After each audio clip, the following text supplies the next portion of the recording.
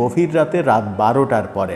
তারা যে খবরটা দিচ্ছে সেই খবর অনুযায়ী যেটা দেখা যাচ্ছে, সেনাপ্রধানের সঙ্গে জামাতের আমির এবং জামাতের নায়েবে আমিরের জরুরি বৈঠক হয়েছে এবং সেটা আরও 24 থেকে 36 ঘন্টা আগে এই বৈঠকটা হয়েছে।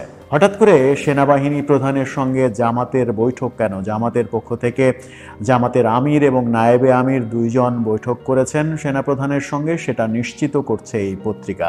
কি এমন হলো কিংবা কি এমন হতে চলেছে যার পরিপ্রেক্ষিতে জামাত এই জরুরি বৈঠক করেছে একদিন আগে, কিন্তু পুরো 24 ঘন্টারও বেশি সময়, বলা যায় যে প্রায় 36 ঘন্টা এই খবরটা চাপা ছিল, এই খবরটা কোনোভাবেই বাইরে আসেনি। অতঃপর এই খবরটা বাইরে এনেছে আজকের পত্রিকা এবং সেই সূত্র ধরে আরও তারা নিশ্চিত করছে যে তারই ধারাবাহিকতায় আজকে দুপুর 12টায় জামাত বিশেষ সংবাদ সম্মেলন, জরুরি সংবাদ সম্মেলন ডেকেছে।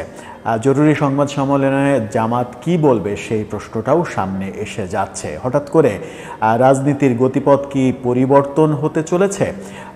এই খবর যখন দিচ্ছি তখন আমরা দেখেছি গত রাতে বিএনপি তাদের স্থায়ী কমিটির জরুরি বৈঠক করেছে, কিন্তু তাদের সেই জরুরি বৈঠকে কি সিদ্ধান্ত হলো সেই ব্যাপারে কোনো খবর তারা গণমাধ্যমে দেয়নি।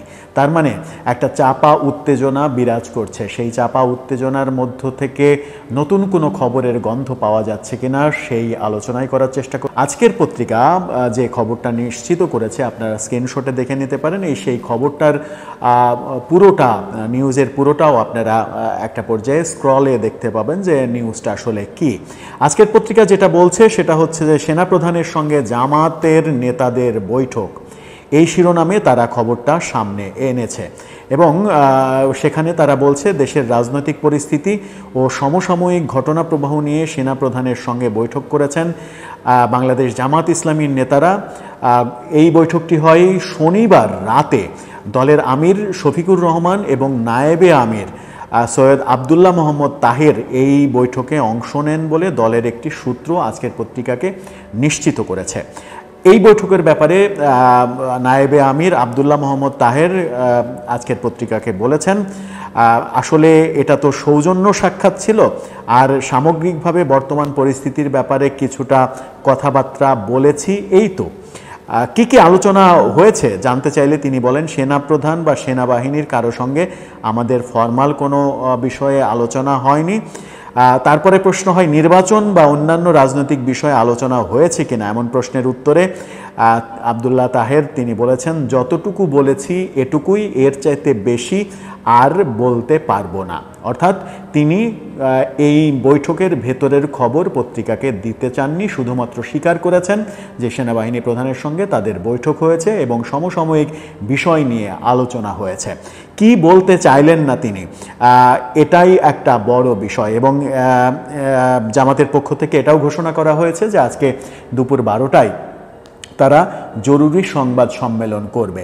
এর আগে কালের কণ্ঠকে জামাত ইসলাম বলেছেন, সংবাদ সম্মেলনের ব্যাপারটা বিভিন্ন পত্রিকা নিশ্চিত করেছে, কালের কণ্ঠ সংবাদ সম্মেলনের ব্যাপারটা নিশ্চিত করেছে, আজকের পত্রিকাও নিশ্চিত করেছে।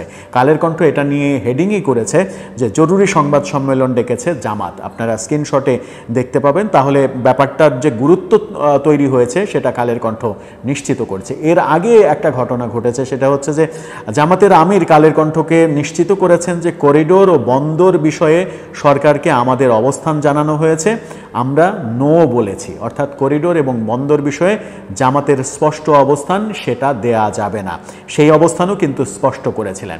জামাতের আমির যে কথাটা, জামাতের নায়েবে আমির আবদুল্লাহ তাহের, তিনি যে কথাটা বলতে চাইলেন না, যে যতটুকু বলেছি এটুকুই, এর বেশি কিছু বলতে চায় না। সেই যে বলতে না চাওয়া কথার মধ্যে কি আছে?